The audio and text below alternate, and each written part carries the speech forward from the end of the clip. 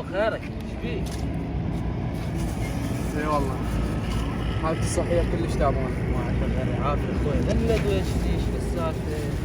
اي والله رحت للطبيب وطاني هاي الوصفة ويقول لي افطر، تلاقيت وياه وطلعت. شعلاوي انت افهم من الطبيب. لا شنو؟ كلام الطبيب افهم من كلام رب العالمين اللي وصانا بالصوم يا اخوي. لا مو انت، رب العالمين قال لك صوم، ما قال لك اذي نفسك. اذا تقدر تصوم وحالتك الصحية زينة ومو تعبانة تقدر تصوم. اما اذا حالتك الصحية مو زينة وضعيفة هذا الشيء ما يصير، هيك تأذي نفسك انت ما تقدر تصوم. يعني رب العالمين ما راح قال لك هي عافية ما سمعت كلام الطبيب وسمعت هذا الكلام وصمت واذيت نفسك، لا غلط هذا الشيء. احنا عندنا بعض الفقهاء يقولون بالفتوى، الفتوى المتعلقة بالطب كلامها متعلق بكلام الطبيب. اي والله صح.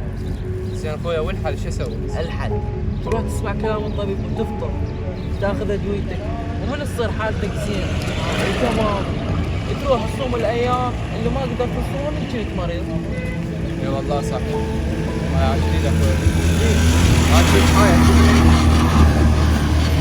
ما يحتاج شيء. سلام. يعطيك العافية.